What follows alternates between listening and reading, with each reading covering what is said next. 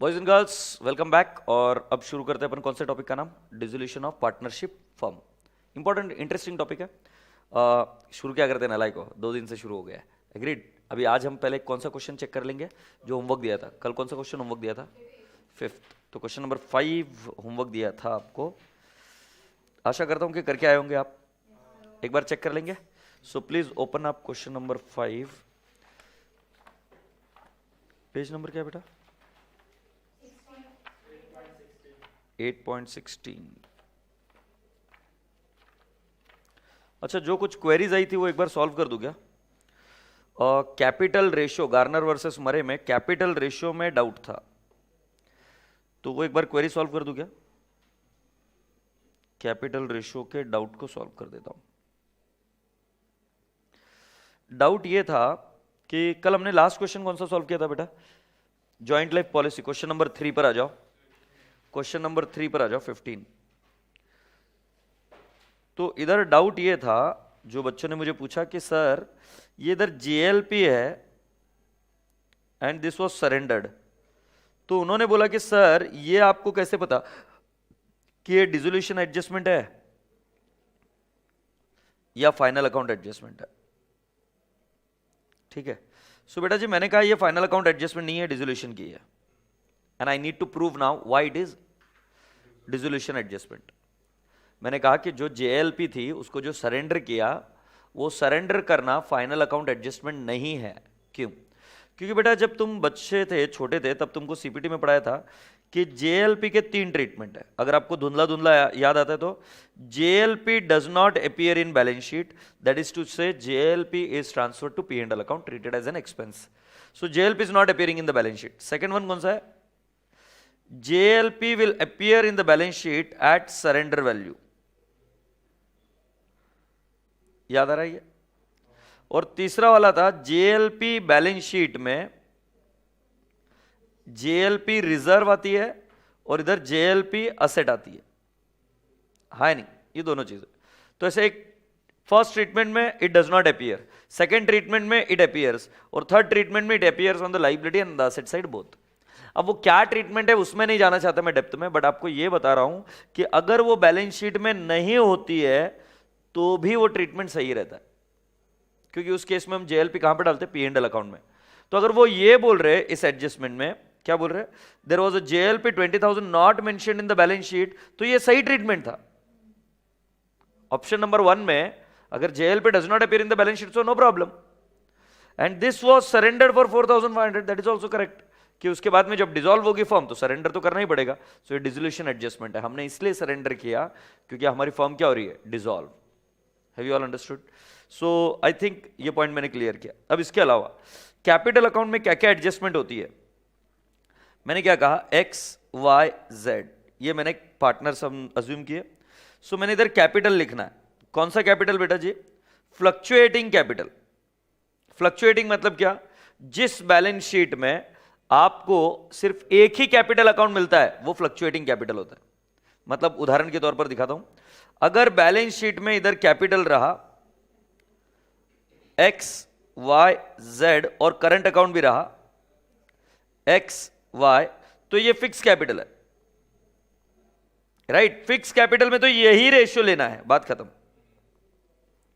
But अगर किसी balance sheet में आपको कैपिटल मिल गया और वो कैपिटल आएगा एक्स वाई जेड, तो ये हुआ फ्लक्चुएटिंग। एग्रीड? इस फ्लक्चुएटिंग कैपिटल में कुछ एडजस्टमेंट करनी पड़ती है, और वो कौन सी है? एक्यूमुलेटेड रिजर्व्स इन विच रेशियो? पीएसआर। एग्रीड? फिर इंटरेस्ट ऑन कैपिटल, ये कब देना? Only when did provides. जबरदस्ती नहीं देना interest on capital. Similarly drawings क्या करना? लेस। इंटरेस्ट ऑन ड्रॉइंग्स क्या करना? ऐड। ऐड नहीं, लेस ही। तुमको बोलने का तात्पर्य यह है कि बेटा जी जो आपको आपके 11th-12th के टीचर ने सिखाया कैपिटल अकाउंट में एडजस्टमेंट करने के, वो सारे एडजस्टमेंट कर दो। सिर्फ रियलाइजेशन लॉस को एडजस्ट मत करो, add less. Do not adjust realisation profit और लॉस, उसके अलावा बाकी का एडजस्टमेंट कर दो। ये मेरी बात समझ आती है आपको? Okay, so with this can we now go ahead and understand the question which I have given you as an homework. I think अब ये क्लियर हो गया. कैपिटल किसका रियलाइजेशन अकाउंट में? इंटरेस्ट ऑन ड्राइंग्स अगर दिए तो रियलाइजेशन अकाउंट में क्या होगा बेटा? रियलाइजेशन अकाउंट में इंटरेस्ट ऑन ड्राइंग का कोई ट्रीटमेंट जाता ही नहीं है. अगर मैं आपको बताऊं उसकी एंट्री क्या होती है, तो इंटरेस्ट ऑन ड्राइंग की एंट्री होती है interest on drawings to interest on drawings to क्या करना है हमें? नो, पार्टनर्स कैपिटल नहीं होगा.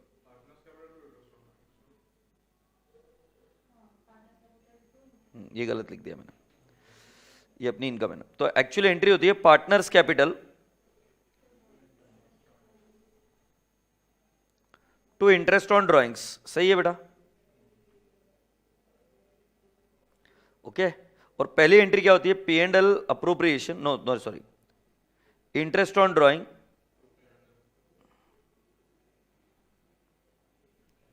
To P and L appropriation. मतलब क्या? फर्म के लिए इंटरेस्ट ऑन ड्राइंग प्रॉफिट है.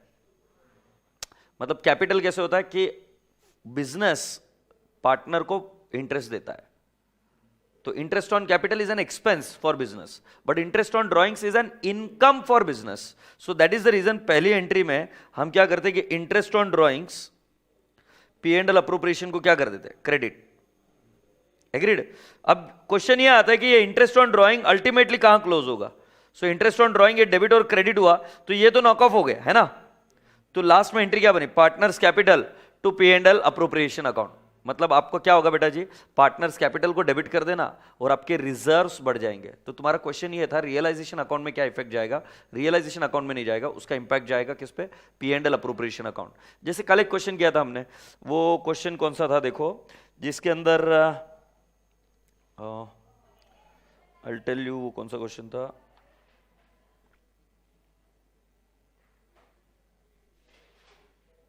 हाँ, अनरिकॉर्डेड परचेसेस था. अनरिकॉर्डेड परचेसेस का एक इंपैक्ट क्रेडिटर्स पर गया और एक इंपैक्ट कहां पर गया? P and L account. वैसे इधर भी अगर अल्टीमेट एंट्री में देखूं तो अल्टीमेट एंट्री क्या बनी? आपकी अल्टीमेट एंट्री बनी partners capital to P and L appropriation. तो गुड़िया अभी समझ में आ रहा है क्या? पार्टनर्स कैपिटल अकाउंट को क्या कर देंगे आप? डेबिट, और पी एंड एल अप्रोप्रिएशन को क्या कर देंगे? क्रेडिट. मतलब प्रॉफिट आपका बढ़ जाएगा और पार्टनर्स कैपिटल में से आप क्या कर दोगे? उसको less. Have you all understood? Alright friends, let's move on now. अब क्वेश्चन नंबर 5 मैंने आपको जो होमवर्क बोला था वो एक बार चेक कर लेते हैं. किसने किया सॉल्व?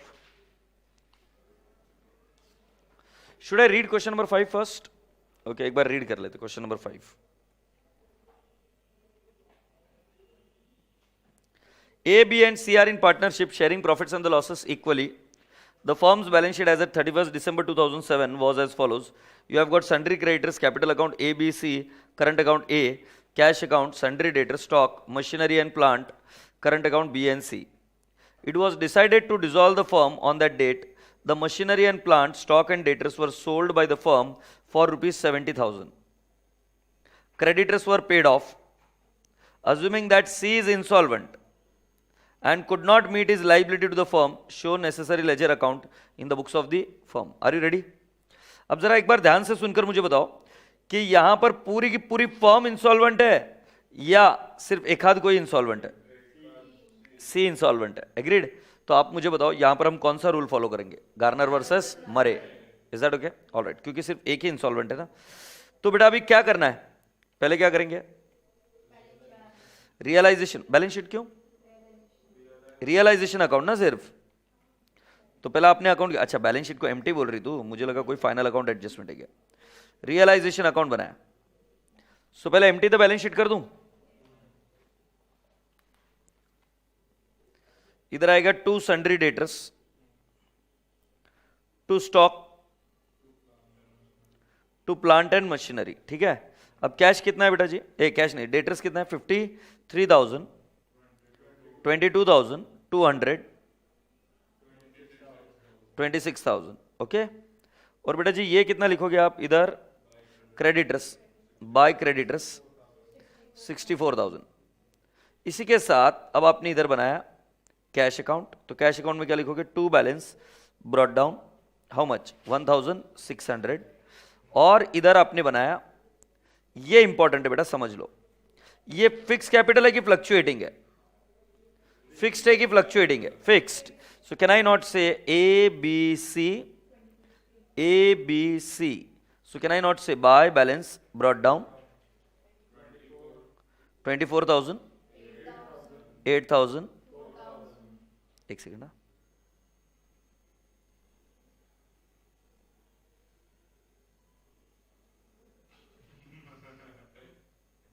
तुम हंसते क्या यार, पता नहीं मतलब बिल्ला क्यों बंद कर देता भगवान जाने.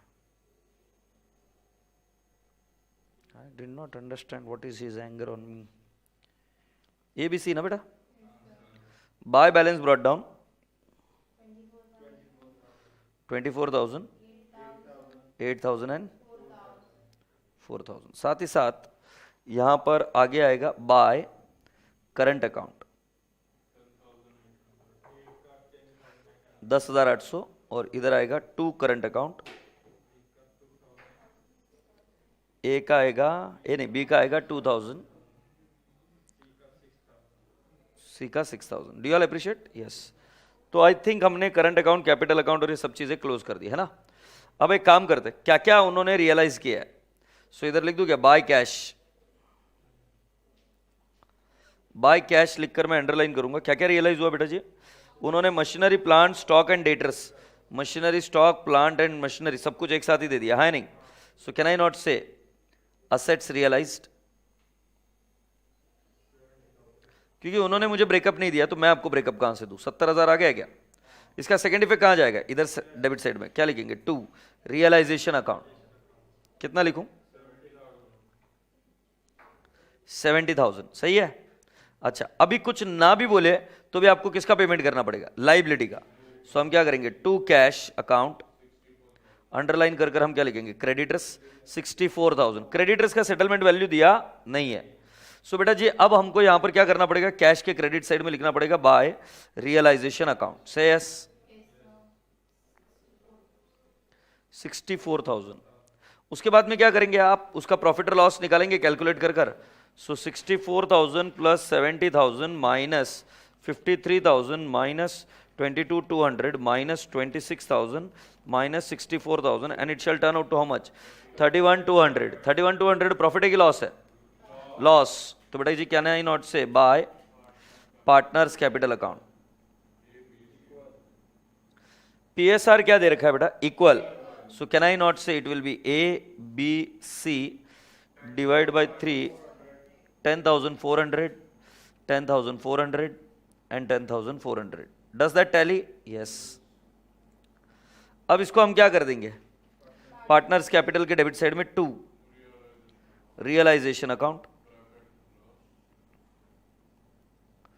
लॉस 10,400, 10,400 और 10,400. अब क्वेश्चन ये आता है कि सर ये रियलाइजेशन लॉस में सॉल्वेंट पार्टनर कौन है, ए और B. Will they bring realisation loss in cash? If you say you are following Garner versus Murray case, then what are you going to do? You are going to bring that loss in cash. Happy? अब एक काम करते हैं, इसी question को ढूंढते हम जरा, इसके अंदर मॉड्यूल में है क्या, जरा एक बार ढूंढ लेते क्वेश्चन को. क्या नाम है,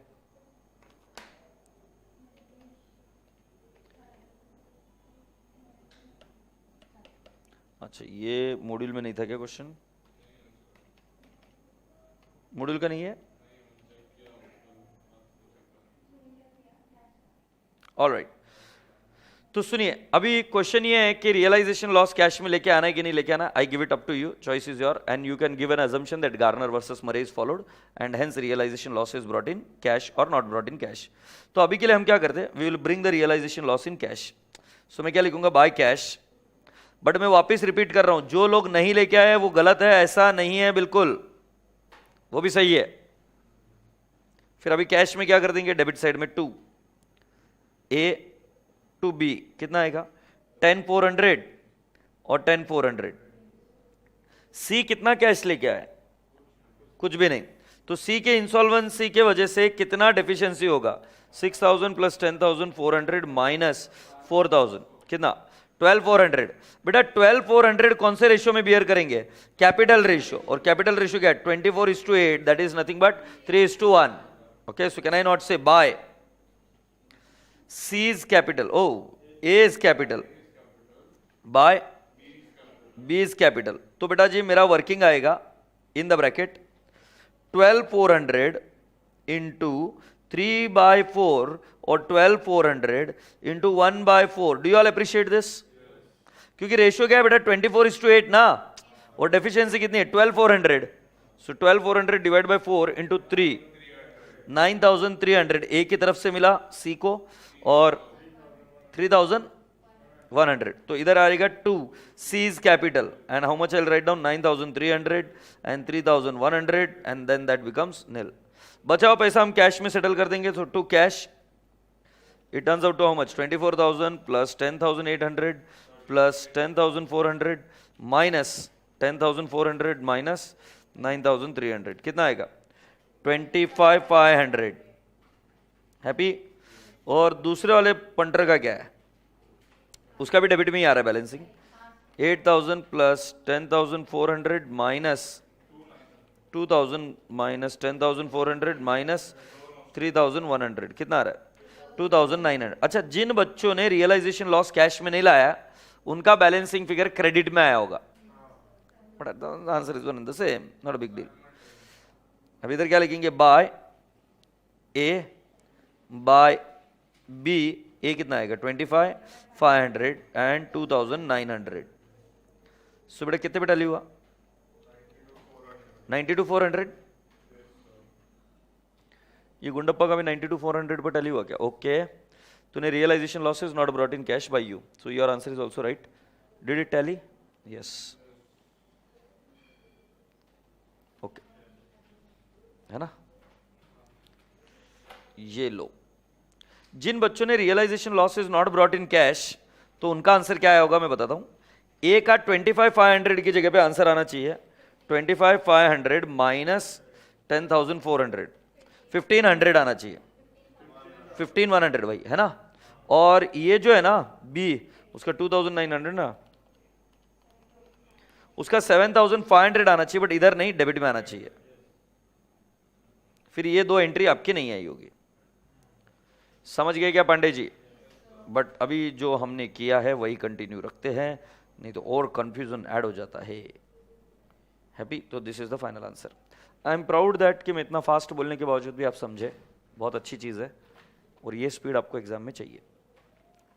सो now write down the last part of dissolution of partnership firm, and this is called as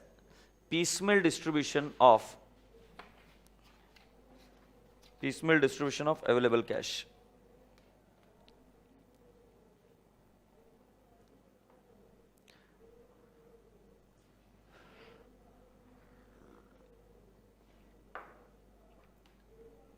So the heading is piecemeal distribution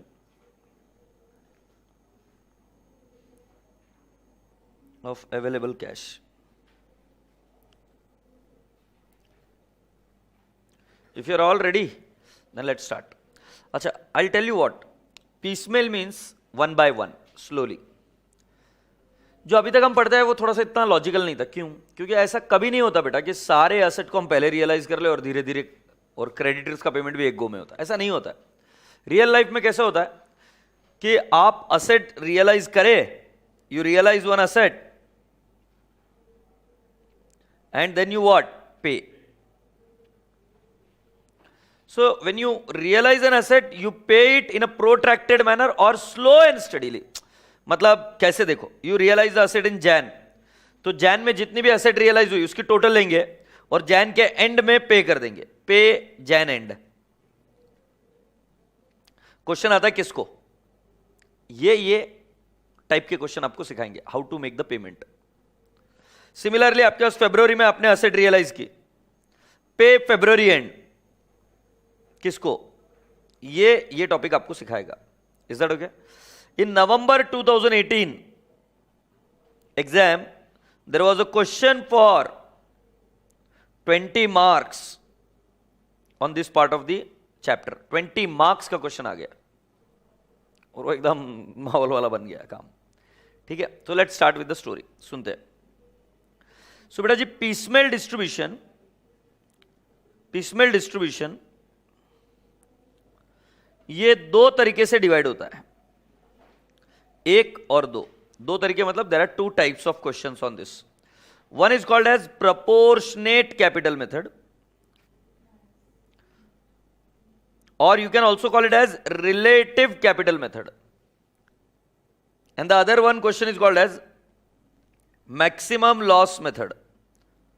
Now this question was asked for 20 marks in November 2018.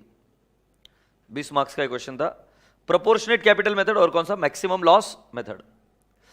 Institute के इसमें proportionate capital method पर कुछ critical questions है module में, तो इसको बिना logically समझे अगर आप आगे गए तो फंसोगे ही फंसोगे। तो मैं यहां पर भी कोशिश करूंगा कि आपको लॉजिक समझा दूं पहले। Are you ready? Alright, so now what do you do? Write down sequence of payment, sequence of payment in both the methods,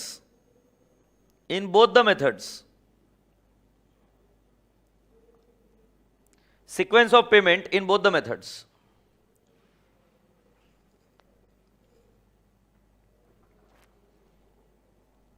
First one, realization expense, comma, legal expense, remuneration to liquidator, आप बोल सकते हो जो इसको liquidate करेगा, remuneration to liquidator अगर कुछ remuneration commission देना होगा तो। सेकेंड लेवल पर आपका पेमेंट होगा outside liability, and how are you going to make the payment? Pari passu, pro rata, pari passu. And then the third, you are going to make the payment outside liability, realization expense, legal expense के बाद partners loan account, and fourth level पर आप बोलेंगे partners capital account.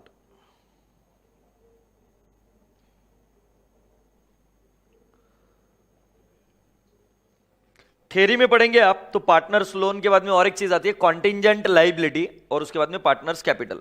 But हालांकि contingent liability का हम अभी कोई डिस्कशन नहीं करेंगे, क्योंकि there are unless and until contingent liability materialise हो तब तक हम उसके लिए पैसा साइड में नहीं रखेंगे। एक क्वेश्चन है वो मैं कराऊंगा आपसे, तब आपको समझ में आ भी जाएगा। That's what I am saying कि कॉन्टिंजेंट लाइबिलिटी को अभी इग्नोर करते हैं, जब आएगा तब मैं खुद ही बोल दूंगा। बट मैं बता रहा हूं कि जब आप थियरी पढ़ेंगे तो इधर एक और आइटम मिल सकता है आपको, contingent liability, but it is not relevant from exam point of view at this moment, so we are not discussing that. और जब आएगा तब मैं कर ही दूंगा। अब सुनिए, इन तीनों लेवल पर you don't have to worry, both methods are same. मतलब जब मैं आपको सॉल्व करना सिखाऊंगा ना, तो मैंने बोला दो मेथड्स है, एक प्रोपोर्शनेट कैपिटल मेथड और एक कौन सा, maximum loss method. Both the methods are same, so the methods are different only at two level. मतलब पार्टनर्स कैपिटल को पेमेंट कैसे करना, इधर प्रोपोर्शनेट कैपिटल मेथड और इधर मैक्सिमम लॉस मेथड, यहां पर ये मेथड बनता है। इधर का सीक्वेंस सेम है, मतलब कुछ भी हो जाए, तुम भले एक मेथड कर भी नहीं गए, फिर भी समझ लेना कि ये वाला तरीका तो सेम टू सेम है। Have you all understood? Okay, so boys and girls, if you allow me, I'll take you to the next step. Are you ready? So बेटा जी क्या होता है, आपको जब भी कोई क्वेश्चन सॉल्व करना होता है, then you have to do what? You have to first plot all the liabilities. तो लिखते हैं format to solve the question. और मैं पहला कौन सा हेडिंग सिखा रहा हूं, रिलेटिव कैपिटल मेथड या proportionate capital method. Are you ready? Both methods are what, same. कब तक, जब तक आप 3 पेमेंट नहीं कर दो। उसके बाद में प्रोपोर्शनेट कैपिटल मेथड और कौन सा है, मैक्सिमम लॉस मेथड। अब जरा सुनते जाइए ध्यान से। Format to solve the problem, format to solve the problem. Problem को कैसे सॉल्व करेंगे देखिए, आपका फर्स्ट स्टेप होगा कि आप लिखेंगे यहां पर पर्टिकुलर्स, फिर इधर लिखेंगे अमाउंट रियलाइज्ड। अमाउंट रियलाइज के बाद, पूरी क्लास का ध्यान इधर, अमाउंट रियलाइज के बाद you will write down the names of the liabilities. For example, creditors, outstanding expenses, partner's loan, or maybe partner's capital. इसमें आ जाएगा A, B, C, तो कुल मिलाकर यह फॉर्मेट होगा। तो मतलब आपको ध्यान में रखना है कि लाइबिलिटी साइड में जितनी भी चीजें हैं, जो लाइबिलिटी है, रिजर्व्स एंड सरप्लस का कॉलम नहीं बनाना, जो लाइबिलिटी है उन सभी के क्या कर देना बेटा जी, आपने कॉलम बनाकर रेडी कर देना। एग्रीड?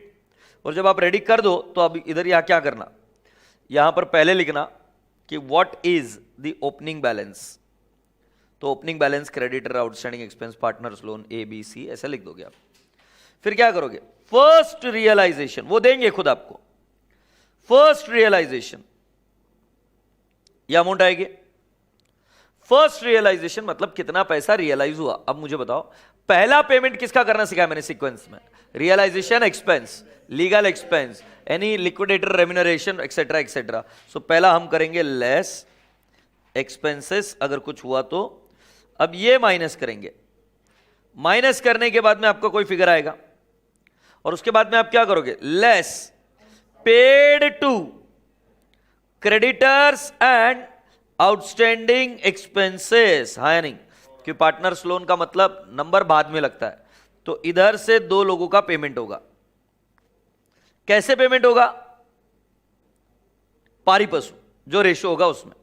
ये हो जाने के बाद आपके पास कुछ बैलेंस अगर बच गया तो आप पेमेंट करोगे किसका, पार्टनर्स लोन। सो फिर पार्टनर्स लोन का आप क्या करोगे, इधर से अमाउंट लेस और वो अमाउंट इधर से भी होगी लेस। हाँ या नहीं? और बेटा जी इसके बाद में अगर कोई बैलेंस बच गया तो वो बांटना है किसको, पार्टनर्स कैपिटल को। और वो कैसे बांटना, उसके दो मेथड है। कौन सा कौन सा, प्रोपोर्शनेट कैपिटल मेथड और maximum loss method. Have you all understood? So boys and girls, you are requested to write down this format. What I have done, please understand. जितनी भी लाइबिलिटीज है उनके नंबर नाम लिख दो। फिर उसके बाद में पहले क्या करो, फर्स्ट रियलाइजेशन लो, उसमें से पहले लीगल एक्सपेंसेस है वो लेस करो। फिर उसके बाद में क्या, आउटसाइड लाइबिलिटी का पेमेंट करो, पारी पशु। एक बार उनका पेमेंट हो गया, फिर किसका पेमेंट करोगे, पार्टनर्स लोन का। और अगर एक बार उसका भी पेमेंट हो गया तो फिर क्या करोगे, किसका पेमेंट करोगे, पार्टनर्स कैपिटल। और उसके लिए कौन सा मेथड ये है, प्रोपोर्शनेट कैपिटल मेथड या मैक्सिमम लॉस मेथड। क्वेश्चन ये आएगा प्रोपोर्शनेट कैपिटल मेथड में कैसे कैलकुलेशन होता है, that I will teach you, not a big deal.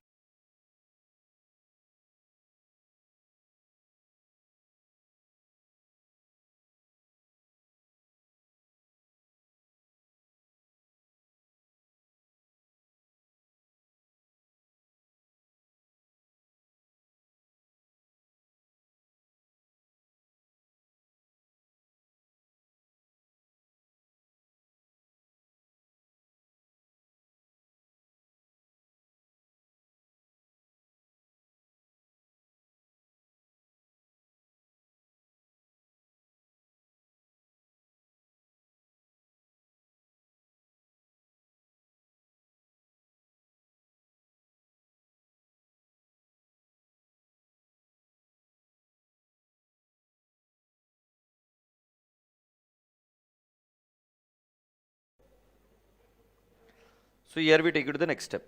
हो गया ना गुड़िया?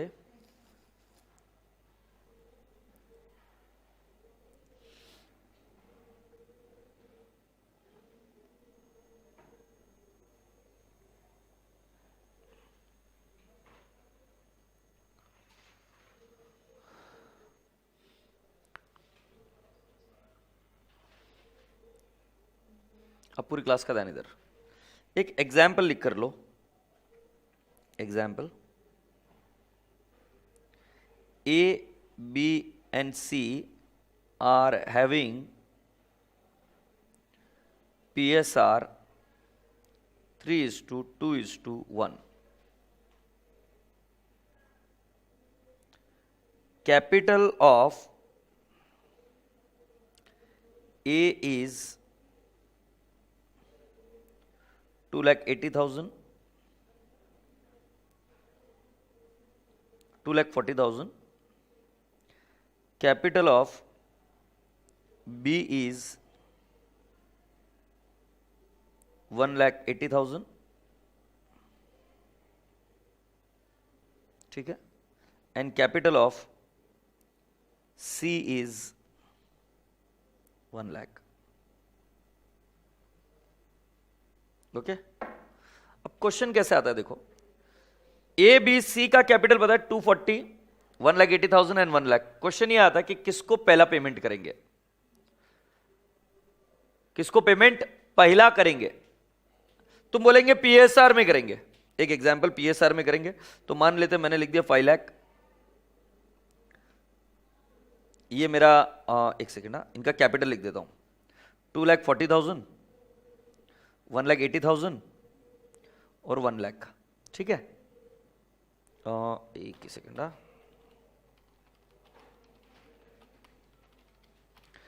5,20,000 is cash realised. Cash realised. एक एग्जांपल दे रहा हूं. ये आउटस्टैंडिंग कैपिटल है, ये आउटस्टैंडिंग कैपिटल है और मेरा कैश रियलाइज्ड है 5,20,000. अगर मैं इसका पेमेंट करूं इन पीएसआर तो कितना आएगा? 3:2:1. तो बेटा जी आप एक बार जरा कैलकुलेट करके बताओ मुझे 3:2:1 में कितना आएगा. डिवाइड बाय 6 इंटू 3 मतलब यह आएगा 2,60,000. है नहीं. और दूसरे का कितना आ जाएगा? 1,73,333. 86,667. सो बेटा जी इस व्यक्ति को 20,000 एक्स्ट्रा मिल गए और इस व्यक्ति को कितना? 6,667 कम मिले ना, कम मिले. और इस व्यक्ति का कितना है? 13,333 कम मिला. मतलब इनका बचा है पेमेंट होना और इसको पेमेंट एक्स्ट्रा मिल गया. अगर तुम 5,20,000 की टोटल देखेंगे तो 5,20,000 का total is matching with this total. In fact पहले कैपिटल का पेमेंट होना चाहिए ना, और कैपिटल का पेमेंट हुआ ही नहीं. So the amount available can not be distributed in PSR. ये नोशन मैंने क्लियर किया क्या? Amount available can not be distributed in what? PSR. PSR में बांटेंगे तो उल्टा जा रहा है. ये तो इसको ज्यादा मिल गया. इन दोनों को अमाउंट अवेलेबल थी जो कि पहले कैपिटल पेमेंट होना चाहिए, फिर भी इनको पैसा नहीं मिला पूरा.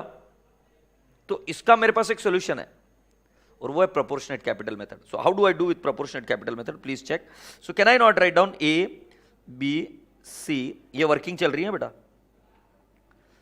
सो वर्किंग में हम पहले लिखेंगे partners capital account. Now partners capital account after all adjustment. Now after all adjustment means after adjustment of reserves and surplus. After all the adjustment, reserves and surplus जो भी है, realization loss को छोड़कर. So बेटा कितना capital था जरा देख के बताओ तो. 2,40,000 है क्या?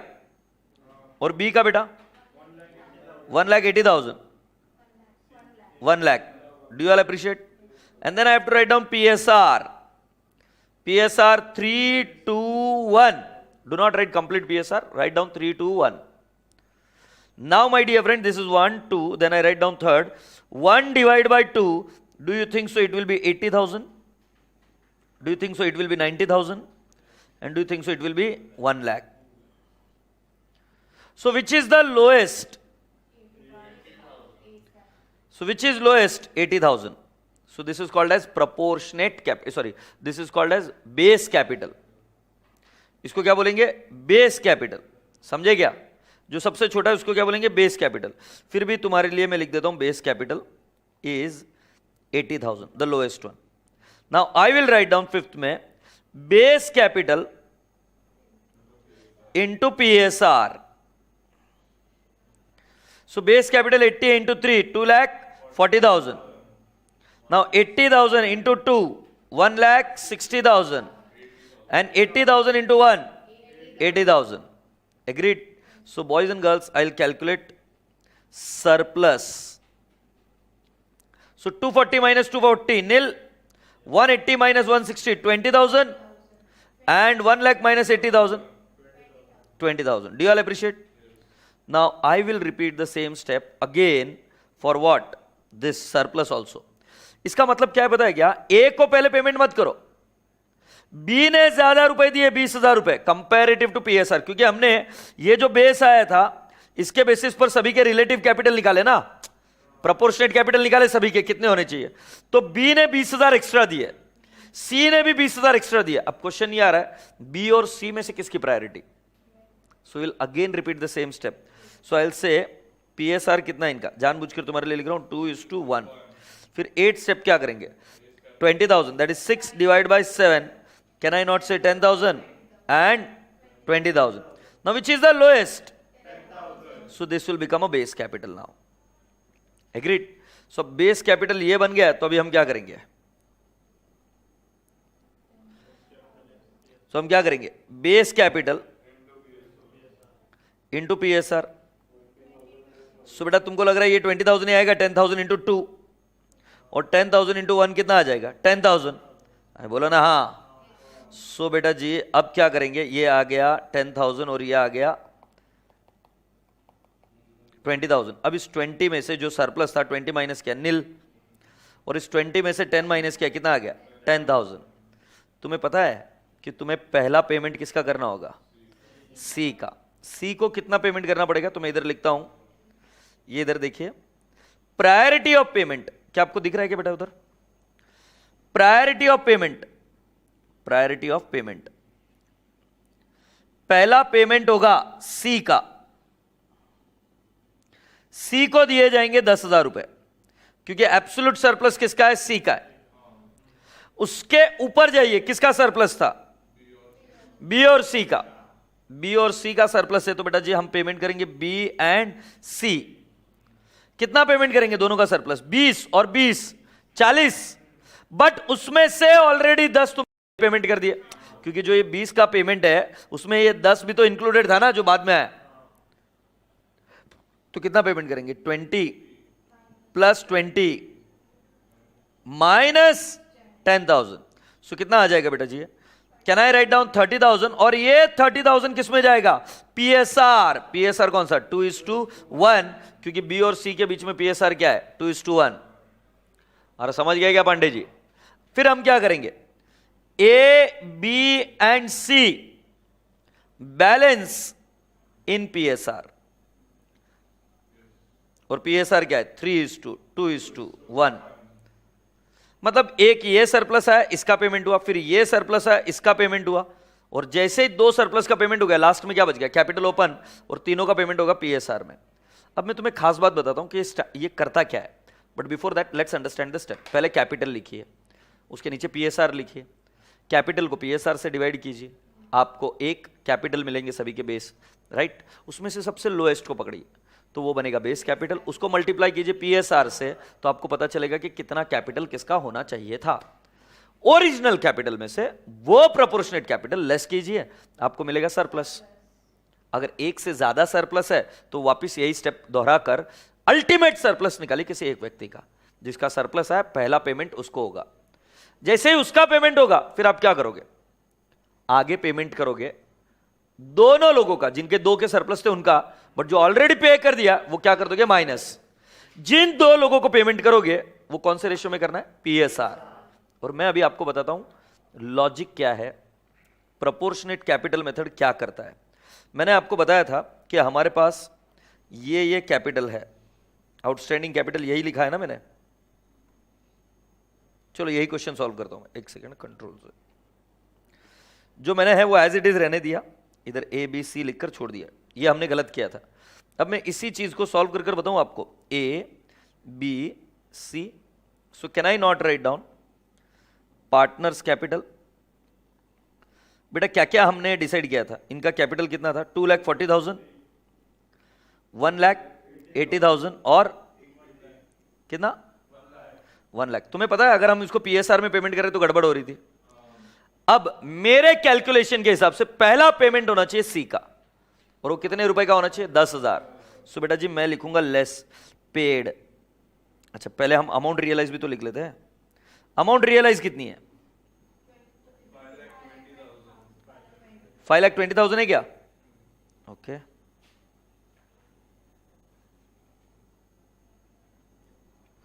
सो अमाउंट रियलाइज 5,20,000, सही है। अच्छा, लेस पेड टू सी, 10,000 ही पे किया। देखो अल्टीमेट सरप्लस कितना था उसका, 10,000।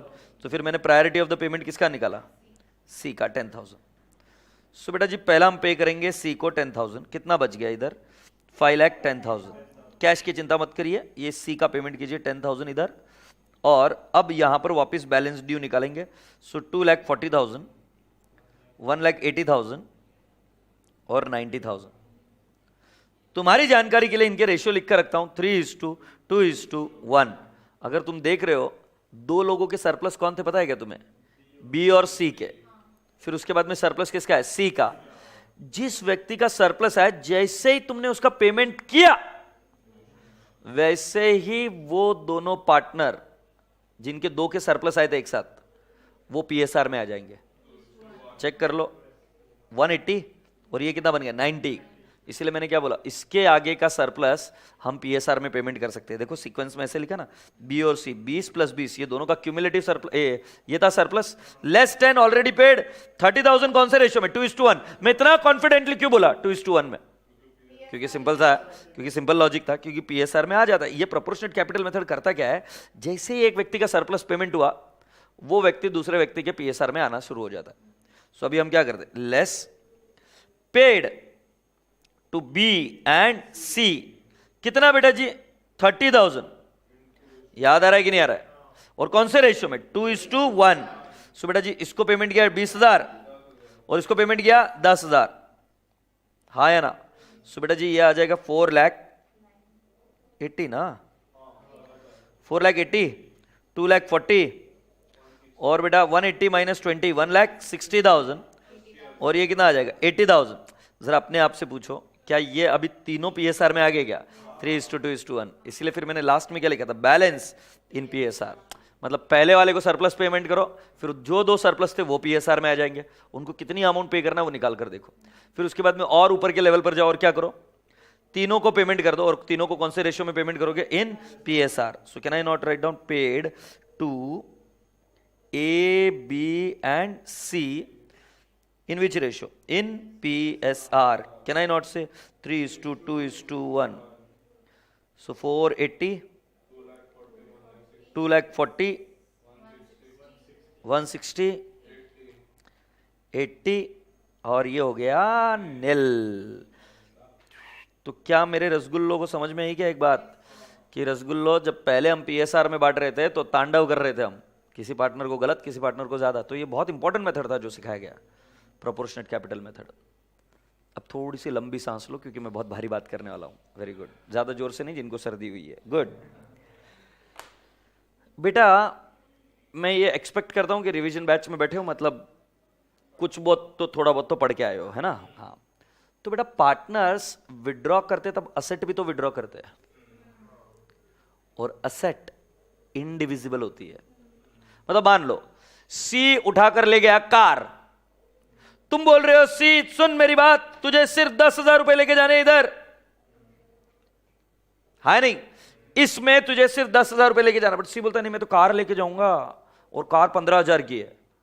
हाय रब्बा, जैसे ही सी कोई अपनी जो रकम जितनी विड्रॉ करनी उससे ज्यादा विड्रॉ कर लेगा, तुम्हारे प्रोपोर्शनेट कैपिटल मेथड की बैंड बच जाएगी। पर तुम ऐसा नहीं बोल सकते कि नहीं तू विड्रॉ नहीं कर सकता। अबे अकाउंटेंट हो, अकाउंटेंट रहो। तुमको बोल रहे, पूछ नहीं रहे, बता रहे, पूछ नहीं रहे, किसी कार लेकर गया, अब तू बता क्या करने का। अब बात समझ आ रही है? तो उस केस में तुम्हें क्या करना पड़ेगा? दिमाग लगाना पड़ेगा, प्रोपोर्शनेट कैपिटल को अच्छे से समझना पड़ेगा।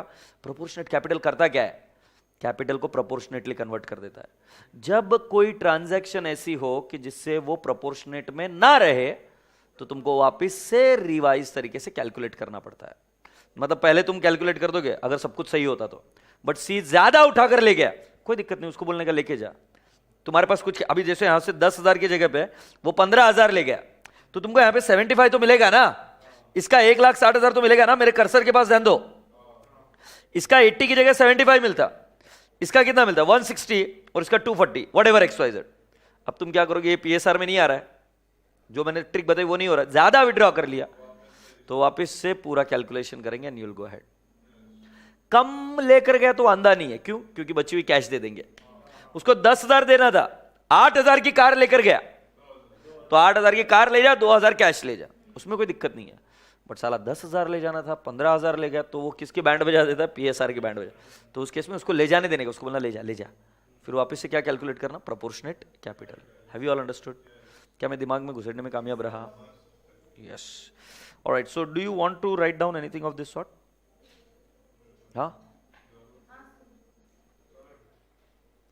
मतलब ये पहले प्रॉब्लम क्या थी मैंने वो समझाया। प्रॉब्लम मैंने पहले PSR में बांटा, this was the problem area, if you have understood, मतलब दिस वाज प्रॉब्लम। फिर प्रॉब्लम के बाद मैंने आपको क्या कराया, वर्किंग करा कर दिया कि प्रोपोर्शनेट कैपिटल निकालते कैसे। प्रोपोर्शनेट कैपिटल निकालने के बाद में मैंने प्रायोरिटी ऑफ द पेमेंट इधर निकाला,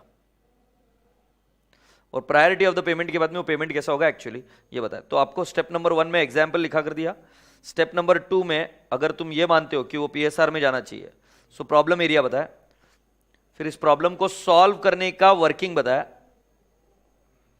ठीक है, कुछ लिखना है नहीं लिखना है? फोटो निकालना है बच्चे, ऐसे नलायक है बस पूछो मत, ले लो फोटो। हाँ नहीं नहीं, फोटो निकाल लो, खत्म करो किस्सा। और ये लॉजिकल भी है, रिवीजन बैच में थोड़ा समय बच जाएगा। समझ में आ गया ना? समझाने के लिए किया था।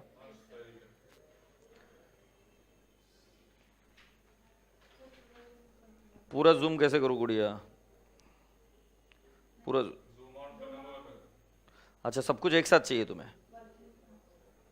नहीं नहीं, एक सेकंड, फिर ये ऐसी वर्किंग मतलब सिर्फ इसकी फोटो ले ले अभी सिर्फ, फिर मैं जूम आउट करता हूँ। ये ले लिया क्या? ये प्रॉब्लम एरिया था, दिस वाज प्रॉब्लम। अच्छा, अभी ये जूम आउट कर कर मैंने साथ में पढ़ाया था, ये दोनों ले लो। ये प्रायोरिटी ऑफ द पेमेंट, और ये यहां पर क्या है, हाउ टू कैलकुलेट इट। और उसके बाद में इसको सॉल्व किया तो आंसर कैसा है, ये वाला इधर रहा area.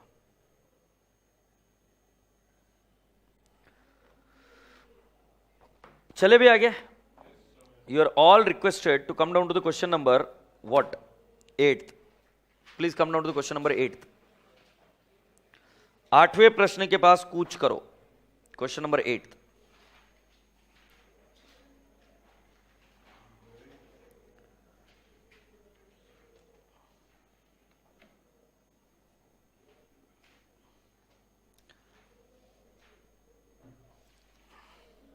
Shall we read it? Ajay Enterprises, a partnership firm in which A, B and C are 3 partners sharing profits and the losses in the ratio of 4:3:3. So that is their PSR. The balance share of the firm as on 31st December is as below. A's capital, B's capital और C's capital, और क्या है, B's loan account, sundry creditors भी है, factory building है, plant and machinery है, debtors है, stock है, और कैश एट बैंक है। On the balance sheet date, all the 3 partners have decided to dissolve their partnership. Since the realization of asset was protracted, they decided to distribute the amount as and when feasible, and for this purpose they amount C, who was to get at his remuneration 1% of the value of the asset realized other than cash at bank. अब पहले मैं protracted का meaning बताता हूँ, slow and steadily, धीरे धीरे। यहाँ पर लिखा ना protracted, धीरे, slow and steadily, ओके। तो अब आपको यह पता चला कि उन्होंने बोला कि हम फर्म को डिसॉल्व करेंगे, और डिसॉल्व करते वक्त उन्होंने बोला कि जो असेट्स और रियलाइज होंगी वो धीरे धीरे होंगी। तो उन्होंने ये डिसाइड किया कि वो सारा पैसा पेमेंट करेंगे कब, एज एंड व्हेन रियलाइज, मतलब पहला इंस्टॉलमेंट आया पेमेंट करो, दूसरा आया पेमेंट करो। और इन सभी केस में आपको ध्यान रखना है कि जो सी है उसको 1% रेम्यूनरेशन हमेशा मिलता रहेगा of what, asset realised. And का मतलब मैथ्स में सिखाया plus 10% of the amount distributed to the partners. लिख लीजिए, very important adjustment, 10% of the amount distributed to the partners. Asset were realise piecemeal as under, तुम्हें फर्स्ट इंस्टॉलमेंट दिया, second instalment दिया, third instalment दिया, last instalment दिया, और dissolution expenses were provided for estimated amount of 3,000।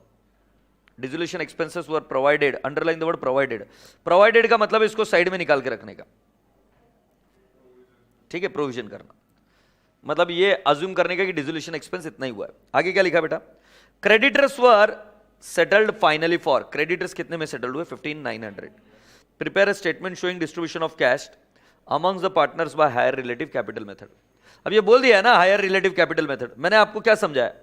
Problem शुरुआत में same रहती है whether it is relative capital method और मैक्सिमम लॉस मेथड. प्रॉब्लम कहां पे आती है? सिर्फ एब्सोल्युटली राइट, पार्टनर्स कैपिटल. तो क्या हम उसकी वर्किंग पहले ही करके रख लें? यस. पार्टनर्स कैपिटल अकाउंट को देखो, कोई करंट अकाउंट है क्या? नहीं. It is what? A, B and C is capital. B's loan को ऐड नहीं करना बी के कैपिटल में. एग्रीड? सो बेटा जी हम पहले लिखते हैं कॉम्पिटिशन ऑफ प्रोपोर्शनेट कैपिटल. लिखो हेडिंग, क्या लिखोगे? कॉम्पिटिशन ऑफ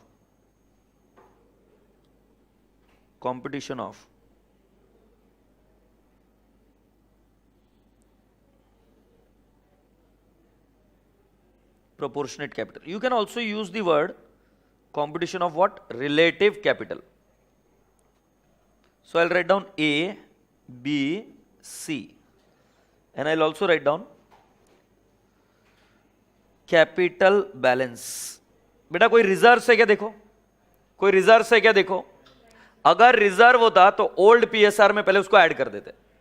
अगर रिजर्व होता तो ओल्ड पीएसआर में उसको ऐड कर देते. Now will ask me why? Because reserve belongs to home partners capital. Yes और नो? कौन से रेशो में? Old PSR. चलो ए कौन सा है बेटा जी? 15,000, 7,500 और ऊपर कितना है बेटा जी? 15,000. ये स्टेप नंबर 1. स्टेप नंबर 2, बेटा जरा जल्दी करो यार, तुम लाइन साइंस ड्रॉ करने में बहुत टाइम डाल रहे हो. जल्दी करो, जल्दी करो. फिर क्या करोगे? पीएसआर लिखोगे क्या? पीएसआर का रेशियो है 4:3:3. इधर एक वर्ड ऑफ कॉशन, कई बार वो एग्जामिनर ऐसे रेशियो देता है 1/2, 1/3 और 1/6. तो 1/1 लेके आओगे और वो पेपर लाई सोप्पा होता, बाढ़ बशी क्यों ना लाए? अबे 1/2, 1/3, 1/6 को पहले यूनिफॉर्म करना, बेस यूनिफॉर्म लेना. सो 3:2:1 होएगा ये. समझ आ रहा है ना? एनीवेज, सो बेटा जी 4:3:3. तो can I not write down third one? 1 divide by 2. Agreed? तो कितना आएगा? 15,000 डिवाइड बाई 4 इज 3,750 और ये आएगा 2,500 और ये आएगा 5,000. सो बेटा जी कौन सा बेस कैपिटल बनेगा? सो मैं इसको हाईलाइट कर दूं तो चलेगा क्या? आप हाईलाइट मत करना एग्जाम में. आप एग्जाम में क्या कर सकते हो? उसको बॉक्स में डाल सकते हो, base capital. So fourth one, base capital into PSR. इसको क्या बोलेंगे बेटा? Relative capital. अब रिलेटिव कैपिटल क्यों बोलते हैं? It is relative to base capital. हाँ नहीं? So 2,500 into 4, I believe it will turn out to how much? 10,000 और 2,500 इंटू 3 7,500 और 2,500 इंटू 3 इज 7,500. जाहिर सी बात है ए का सरप्लस आया. बिल्कुल सही बेटा, ए का सरप्लस आया 5,000, बी का आया नील और इसका कितना है? 7,500. अब किसको सॉल्व करोगे? ए और सी. तो ए और सी का आया सरप्लस. हाँ या ना?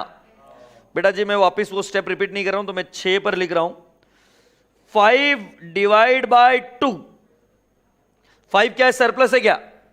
और 2 क्या है? पीएसआर है. काम बच जाएगा ना भाई? So 5,000 divided by 4 is 1,250 and 7,500 divided by 3 is 2,500. Which is lowest?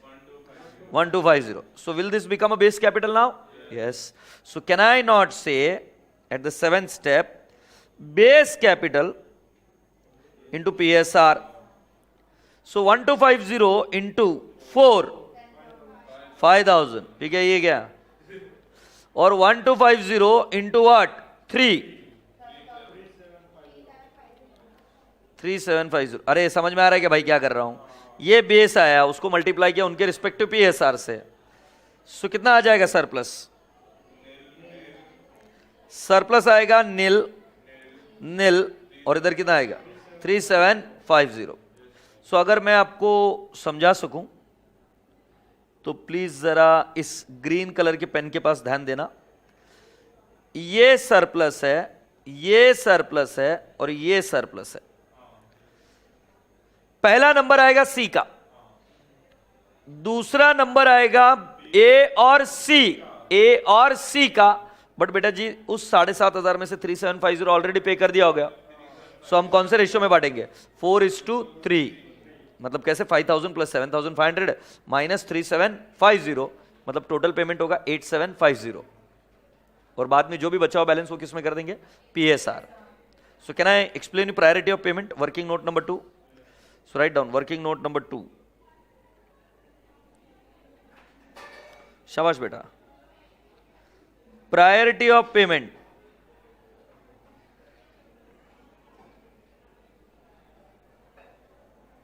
Priority of payment, first one किसका पेमेंट करोगे? सी, ₹3750। सेकेंड वन ए एंड सी। जरा ध्यान से देखो मैं क्या कर रहा हूं, मैं लिखूंगा 5000 absolutely right plus 7500 minus 3750 in the ratio of 4:3। But बेटा ये अमाउंट कितनी आएगी? 8750 आ रहा है क्या? सो 8750 इन विच रेशियो? 4:3। अब ये पूरा वर्किंग नहीं लिखने का, ये तुम्हारे लिए लिख कर दे रहा हूं, एग्जाम में डायरेक्टली लिख देने का A and C 8750 in the ratio of 4:3। अब आपको 8750 कैसे कैलकुलेट हो रहा है पता चल रहा है? Okay now third, balance amount नहीं, ए बी एंड सी लिखना पड़ेगा, A B and C balance amount in PSR and the ratio would be 4:3:3। अपनी आंखें खुली रखना और अपना दिमाग खुला रखना और देखना कि क्या एक एक का पेमेंट करने के बाद कैपिटल PSR में आ रहा है क्या। यह आपको कब पता चलेगा? जब आप उसका पेमेंट करने लगोगे तब PSR में आ रहा है क्या। If you are ready let's go on and start with the game. Format याद है क्या? लाइबिलिटी के अकाउंट बनेंगे सारे, एग्रीड, और पर्टिकुलर्स, अमाउंट रियलाइज, सारी लाइबिलिटी, और लास्ट में क्या? Partners capital. चलिए आ जाइए, तो पहले हम फॉर्मेट पर ध्यान देते हैं। तो लिखिए स्टेटमेंट शोइंग, ये कोई अकाउंट नहीं है इसलिए हम वर्ड क्या यूज करेंगे? Statement showing distribution of cash. Statement showing distribution of cash, इसका फॉर्मेट बनता है पर्टिकुलर्स। जनरली ये हमेशा एक पेज का बना लेने का, फिर इधर लिखेंगे amount realised, and then you'll have the names of the liabilities. You'll have sundry creditors, B's loan, and then you'll have capital, and within which I'll have A, B and C.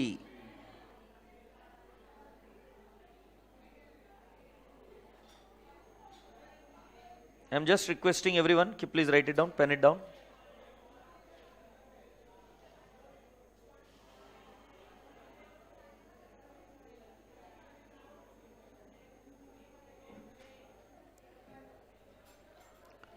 If you're ready, can we move on?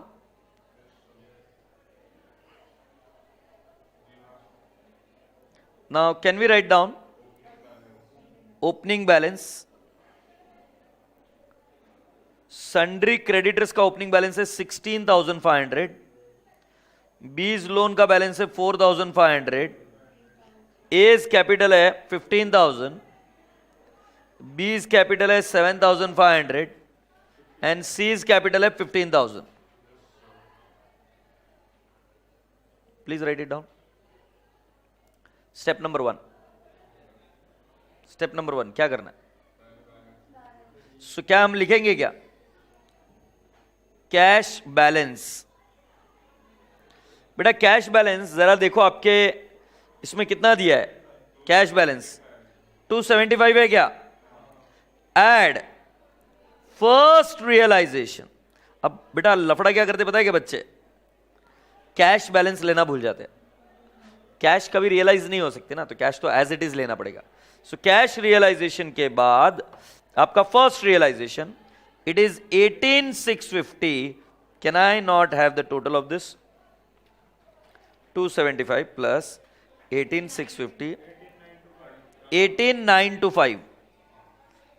अच्छा, अभी sequence जरा जाके पढ़ो, मैंने क्या सिखाया आपको जब थ्योरी पढ़ा रहा था तब। सीक्वेंस पहले एक्सपेंस, लीगल एक्सपेंस, रेम्यूनरेशन या कोई भी रियलाइजेशन एक्सपेंस। तो मुझे एक बात बताओ, क्या इधर आपको दोनों चीजों के बारे में बताया क्या?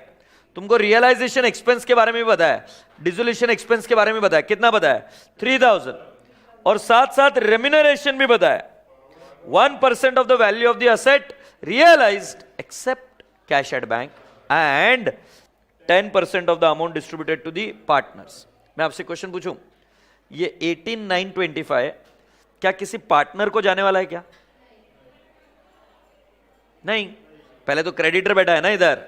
हाँ, अभी पूरी क्लास का ध्यान इधर, कोई लिखेगा नहीं, पूरी class is going to focus here. ध्यान से मैं क्या कर रहा हूं, पहले लेस रेम्यूनरेशन टू सी। तो कैन आई नॉट से 18,650 इंटू 1%? 1% है 2% है? 1%। So can I not say it will become 187 negative. फिर मैं नेक्स्ट लिखूंगा less dissolution expenses 3,000। Do you all appreciate? So जो बैलेंस अमाउंट है वो कितना रह जाएगा? 18,925 माइनस 187 माइनस 3,000। कितना बता रही गुड़िया? Absolutely right, 15,738 less paid to creditors. But paid to creditors की जगह पे मैं और एक चीज लिखूंगा, less discount allowed by creditors. और वो अमाउंट आएगा 16,500 minus creditors were finally settled for how much? 15,900। Now did you, कितना आएगा डिस्काउंट? 600। ये अमाउंट कॉलम में नहीं आएगा क्योंकि उससे अमाउंट लेस नहीं होगी, समझे क्या नहीं? और फिर क्या करेंगे? Less paid to creditors. क्योंकि अगर मैं आगे डिस्काउंट देता तो तुमको फिर समझ नहीं आता, इसलिए पहले ही क्रेडिटर्स को फाइनली कितने में सेटल किया? 600 डिस्काउंट में सेटल किया ना। सो बेटा जी हम पेड टू क्रेडिटर कितना बोलेंगे? 15,738। और इधर भी लिखूंगा 15,738। पहली प्रायोरिटी का पेमेंट हुआ, इधर का बैलेंस बचा नील, ये बैलेंस बचा नील ना। और इधर कितना आएगा? 16,500 माइनस 600 माइनस 15,738। ये कितना बता रहे आप? 162। ये 4,500, ये 15,000, ये 7,500 और ये कितना आएगा? 15,000। I hope it is making sense to you. एक बार चेक कर लेंगे जरा, मेरे रेड पेन की तरफ ध्यान दो। ये कैश बैलेंस लेना भूलना नहीं, ये फर्स्ट रियलाइजेशन, ये टोटल इतना है। रेम्यूनरेशन टू सी, इसके ऊपर देना है 1% दिया हुआ है। फिर मैंने आपसे पूछा ये रेम्यूनरेशन देने के बाद आपको डिसोल्यूशन एक्सपेंस देना है, ये भी दे दिया। अब 15,738 क्या हम किसी पार्टनर को देने वाले हैं या ये रकम क्रेडिटर को ही देनी पड़ेगी? क्रेडिटर, तो इसलिए 10% वाली रेम्यूनरेशन अभी कैलकुलेट नहीं की। अरे हाँ नहीं। सो बेटा जी 15,738 में से हमने पहले डिस्काउंट दिया, किसका? क्रेडिटर्स का। नहीं तो मैं क्या गलती कर देता, 15,738 पूरा ही पे कर देता। अभी भी पूरा ही करना है, बट क्रेडिटर का फिगर अलग हो गया भाई, 16,500 नहीं करना है। कितना पेमेंट करना है? 600 less. Now some of the students they do what, 16,500 को इधर ही कैंसिल कर कर वो लिख देते 15,900। That is also one of the way of doing it. 16,500 को कैंसिल करके 15,900 लिख दूंगा तो गड़बड़ होगी नहीं ना। और एल्स 600 का डिस्काउंट दिखाओ कि दिया, बट अमाउंट में से कुछ लेस नहीं करना, और जो बचा हुआ बैलेंस है वो पेमेंट कर देना। इतना बैलेंस बचा, अब इसके आगे क्या करना है हम देखेंगे। सो पहले इधर तक आ जाइए, फिर हम आगे बढ़ेंगे। Be very quick, please come down to this level, then will go ahead.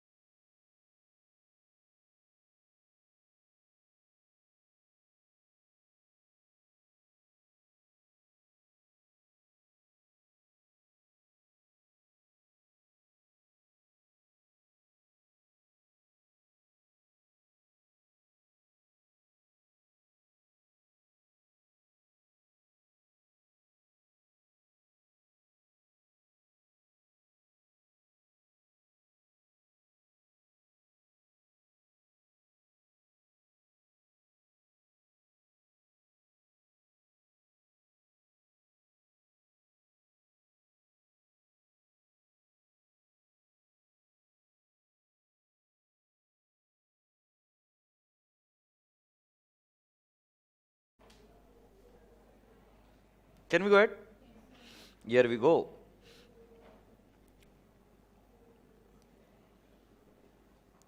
सुनो, अब सेकेंड रियलाइजेशन, ये रेड कलर में लिखता हूं मैं. सेकेंड रियलाइजेशन, क्या आप मुझे बता सकते हो सेकेंड रियलाइजेशन कितनी है बेटा? ये बच्चा बता रहा है 17,320. सही है. अच्छा, पहले क्या करना है? Less remuneration to C. 17,320 into 1%, सो ये कितना आएगा? 173 नेगेटिव. और ये बैलेंस आ जाएगा बेटा. तुम मेरे साथ ही लिखना है बेटा. अभी 17,147. Do you all appreciate? अब इसमें से लेस पेड टू क्रेडिटर्स, कितना पेमेंट हो जाएगा? 162. और इधर मैं पेमेंट कर दूंगा 162. Do you all appreciate? इसके बाद बैलेंस कितना आ जाएगा? 17,147 माइनस 162.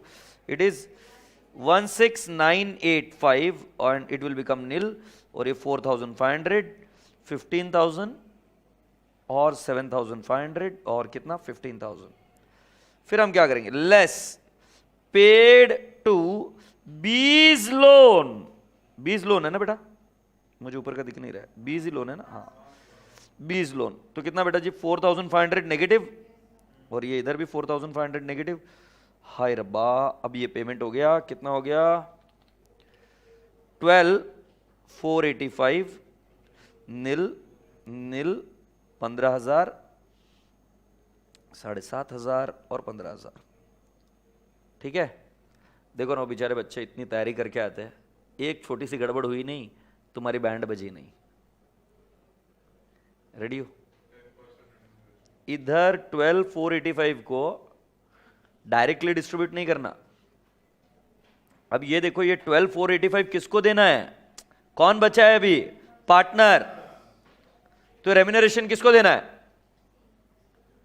किसको? ये रेम्यूनरेशन देना पड़ेगा ना सी को. क्या रेट से? 10%. पूरी क्लास का ध्यान इधर. अभी कोई नहीं लिखेगा, कोई नहीं लिखेगा. अगर तुमने ऐसा किया 12,485 इंटू 10%, तो भी आंसर गलत है. क्यों? मैं कारण बताता हूं. ये देखो बेटा, तुम क्या बोल रहे हो? 12,485 का 10% मतलब क्या मैं बोल सकता हूं? 1,249. सो अभी मैं माइनस 1,249 माइनस करूंगा तो कितना आ जाएगा? 11,236. अरे सॉरी यार, 11,236 आएगा क्या? बट बेटा इसका 10% तो है ही नहीं ना, और ये अमाउंट डिस्ट्रीब्यूटेड होगी. उन्होंने ऐसा नहीं बोला कि अमाउंट अवेलेबल का 10%, उन्होंने वर्ड बोला amount distributed. Amount distributed is this sir, not this. This is inclusive of two thing, one which is distributed and one which is commission. इसमें दो अमाउंट है ना. तो जब भी ऐसा बोले ना कि 10% of amount distributed to partner, तब आपको कमीशन डायरेक्टली नहीं निकालना पड़ेगा 12,485 का. इसके कमीशन के चर्चे है भाई गांव गांव में. लेस कमीशन टू सी, तो ये आएगा 12,485 इंटू 10/110. और वो कितना आएगा? 1135. ये माइनस हुआ. फिर बचा कितना बैलेंस? 11,350. यहां तक समझ में आया क्या? तो यहां पर कीवर्ड ये है, नहीं तो बेचारा नन्ना मुन्ना बच्चा मेरा 12,485 का 10% करके बोलेगा पेपर लाई सोपा होता. बाढ़ परात में बैठ गया है. समझ में आ गया? अब क्या करना है? लेस. किसकी प्रायोरिटी डिसाइड की थी हमने? प्रायोरिटी किसकी डिसाइड की थी? सबसे पहले सी का है क्या? 3,750. सो हम क्या करेंगे? लेस पेड टू सी 3,750. और ये सी में से लेस करेंगे 3,750. सो 11,350 माइनस 3,750 कितना आएगा? 7,600. और 15,000 माइनस 3,750 कितना आ गया बेटा जी? 11,250. और इसका 7,500 ही रहेगा. और इसका आएगा 15,000। मैं आपसे एक प्रश्न पूछ सकता हूं, सेकेंड लेवल पर कौन कौन व्यक्ति का सरप्लस है? ए और सी है क्या बेटा? ए का पीएसआर क्या था? 4। और बेटा सी का पीएसआर क्या है? अब ये 15,000 और 11,250 should come in the ratio of 4:3। एक काम करो, 4 डिवाइड बाई 3 करो, 1.33 आ रहा है क्या? वैसे देखो 15,000 डिवाइड बाय 11,250 करो, 1.33। मतलब मैं जो बता रहा हूं वो सही बता रहा हूं। ये प्रोपोर्शनेट कैपिटल मेथड करता क्या है? एक व्यक्ति का सरप्लस पेमेंट हुआ कि जिस व्यक्ति का पेमेंट हुआ और जो दो लोग सरप्लस में थे वो पीएसआर में आ जाते। चेक कर लीजिए वो पीएसआर में आ गए कि नहीं आ गए। ए और सी पीएसआर में आ गए। ए का पीएसआर है 4 और सी का पीएसआर है 3, 4:3 के रेशियो में आ गए। और इसको प्रूव करने का मैंने सिंपल लॉजिक बताया, 4 और 3 में जो रेशियो है वही रेशियो 15,000 और 11,250 में। सही है? अच्छा, अभी वो प्रायोरिटी ऑफ द पेमेंट में आ जाओ, वर्किंग नोट नंबर 2 में। इसको टिक मार्क कर दो, 3750 का पेमेंट हो गया। अबे हो नहीं, अब किसका पेमेंट करना है? ए और सी। कितनी अमाउंट तक का? 8750 in the ratio of what? 4:3। याद आ रहा है क्या? सो मेरे रसगुल्ले, तेरे पास कितने रुपए है? So can I not say paid to A and C 7,600। So 7,600 divide by 7 into 4। क्या मैं बोल रहा हूं क्या? 4343। और इसको कितना आ जाएगा? 3257। Do you all appreciate? या अनिल? 15,000 माइनस 4343 कितना आ गया? 10,657, 7,500 और 11,250 माइनस 3,257 कितना आ जाएगा बेटा? 7,993। हैप्पी? ए सुनो ना, पूरा पेमेंट हो गया कि और कुछ पेमेंट करना बाकी था? ए और सी को कितना करना था? सेकंड सीक्वेंस में प्रायोरिटी के हिसाब से कितना करना था? 8750 करना था। कितना पेमेंट किया? 7,600। कितने का शॉर्टफॉल है? 8750 माइनस 7,600, 1150 का शॉर्टफॉल है क्या? ओ बाबिया, नेक्स्ट पेमेंट में पहला 1150 करना पड़ता। मैं क्या बोल रहा हूं, समझ में आ रहा है क्या? ठीक है, कोई बात नहीं। अब करते हैं नेक्स्ट रियलाइजेशन। कौन सी रियलाइजेशन है? Third realisation. 10,000 ही है तेरी की। पूरी क्लास का ध्यान इधर। घाई नहीं, गड़बड़ नहीं, न काला बाबा उठा के लेके जाएगा। पहले क्या लेस करने का? रेम्यूनरेशन। कितना? 1%। नलायक, हाँ नहीं करने का आएंगे सर वहां पे एग्जाम में। हाँ हाँ, पहले 1% ना बेटा। सो 1%, 1% ऑफ असेट रियलाइज्ड। तो पहले असेट रियलाइज्ड के ऊपर आपको रेम्यूनरेशन देना पड़ेगा, और वो कितना है?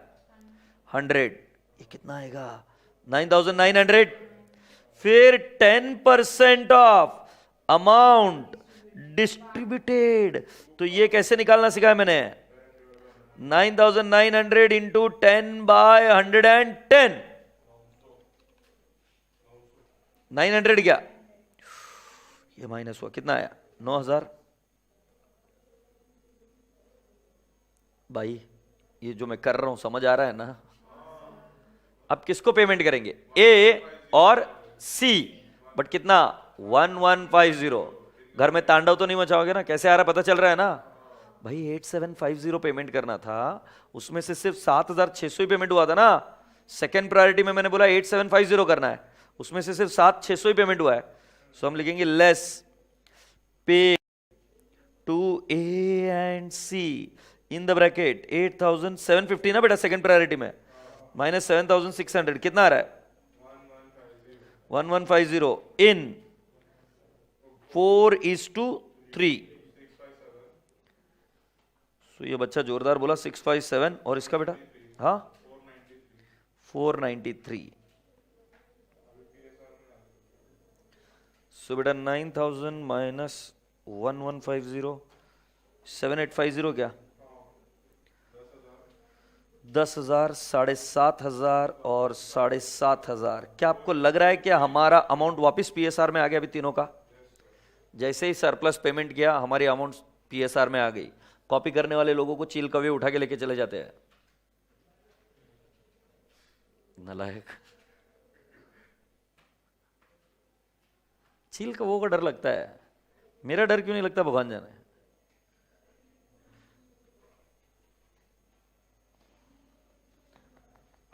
चलो आगे क्या है अभी, नेक्स्ट रियलाइजेशन बताया क्या आपको? किस में से बचा है मैडम, कहां बचा? ओ बचा बचा बचा, मैम सॉरी मेरे से गलती हो गई। Less paid A B and C in the ratio of 4:3:3। So 7850 divide by 10 ना बेटा, इंटू 4। सो 3140 2355 और 2355 ये पेमेंट हुआ। एक्चुअली क्वेश्चन टफ नहीं है, बट एग्जाम में दम तोड़ देता है बच्चा जब तक ये सॉल्व करता है कि बोले मैं कुछ गलत कर रहा हूँ कि सही कर रहा हूँ। अपने आप पर से भरोसा उठने लगता है, क्योंकि प्रॉब्लम सिंपल दिख रही थी हाथ में उठाते वक्त, और फिर बाद में ये तांडव कर गई। 5145 ओके, ये पॉजिटिव है, ठीक है ना। अब लास्ट रियलाइजेशन कितनी है बेटा आपकी? 7,000 is the last realisation, please check कर। So fourth realisation,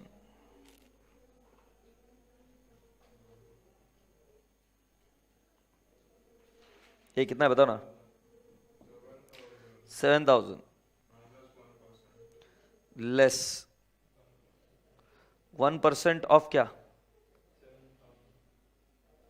1% of amount realised, ये कमीशन है ना। 70 कितना आएगा? 6,930। फिर इस पर क्या आएगा? 10%, 10/110 commission on amount distributed into 6,930 कितना आ रहा है बेटा? 630, 6,300 less paid in paid to A, B and C in PSR 433 6,300 negative।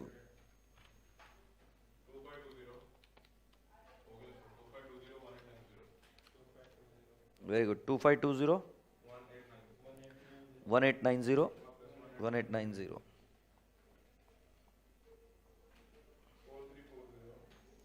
So 6860 minus 2520 4340 3255 and 3255। और इसको क्या बोलेंगे पता है बेटा? अगर पार्टनर का कैपिटल पूरा पेमेंट नहीं हुआ, so it is called as what? Realisation loss. अगर पार्टनर्स का पूरा पेमेंट नहीं हुआ तो उसको रियलाइजेशन लॉस ही बोलेंगे ना। So this is realisation loss. Exam में कभी भी ये गलती मत करना कि इसको पहले सॉल्व करो इन टर्म्स व्हाट, पहले वर्किंग नोट ही करना इसकी पहले वर्किंग नोट करना, क्योंकि अपने को पता ही नहीं चलता कि कितनी जगह लगेगी। अपने को लगता है कि प्रॉब्लम छोटी है, जैसे इस प्रॉब्लम को देखकर लगता है प्रॉब्लम छोटी है, बट वो कमीशन वगैरह इन सभी में काफी लंबी स्पेस ले, तो आधा फ्रस्ट्रेशन वहां पर भी आ जाता है। Have you all understood?